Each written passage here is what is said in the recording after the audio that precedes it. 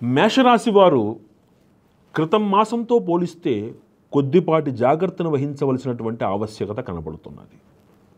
అనుకోనటువంటి ఖర్చులు, అందులో దుబారా ఖర్చులు, కొన్ని మీ అంతటా మీరు తెచ్చుకునేటువంటి ఖర్చులు ఎక్కువగా కనపడుతున్నాయి. కొద్దిగా రుణం తీసుకోవాల్సినటువంటి అవసరం ఏర్పడుతుంది. అది తీర్చగలిగేటువంటి సమయం కూడా వచ్చేస్తుంది. అందులో మీరు అధైర్యం అక్కర్లేదు. కార్యాలయాలలో కానీ, గ్రహంలో కానీ, బంధువులలో కానీ స్త్రీ మూలక వ్యవహారాలలో కొంచెం ఆచితూచి వ్యవహరించండి. స్త్రీ మూలకమైనటువంటి కొన్ని అవరోధాలు, కొన్ని ప్రతిబంధకాల వలన అనవసరమైనటువంటి మాటలు పడే ప్రమాదం కూడా గోచరిస్తోంది. షేర్లలో పెట్టేటువంటి ధనము కానీ, భూ సంబంధమైనటువంటి వ్యాపారాలలో కానీ కొంత నత్త నడక ఉంటుంది. కాబట్టి జాగ్రత్తగా ఉండండి. మాతృవంశము నుంచి కొద్దిపాటి ప్రతిబంధకాలు ఎదురవుతాయి. కాబట్టి తల్లి వర్గీయులతో వాళ్ళతోటి కొంచెం జాగ్రత్తగా ఉండే ప్రయత్నం చేయండి. ప్రయాణాలలో ఆరోగ్యం విషయంలో జాగ్రత్తగా ఉండండి. విద్యార్థులకి కొంచెం సమయం అనుకూలంగానే నడుస్తోంది. రాజకీయ నాయకులకి కొంత ప్రతికూల సమయం నడుస్తోంది. జాగ్రత్తగా ఉండాలి. మీ మాట చాలా జాగ్రత్తగా అదుపులో పెట్టుకుని మాట్లాడాలి.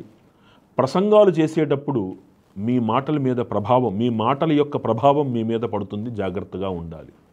కళారంగాలలో ఉండేటువంటి వారికి అవకాశాలు అంతంత మాత్రంగా ఉంటాయి.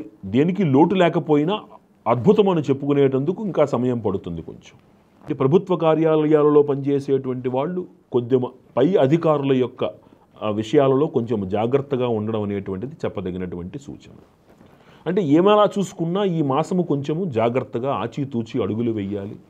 ఏ నిర్ణయాలు తీసుకున్నా ఇద్దరు ముగ్గురితో సంప్రదించి ఆచితూచి నిర్ణయాలు తీసుకోవడం అనేటువంటిది చెప్పదగినటువంటి సూచన.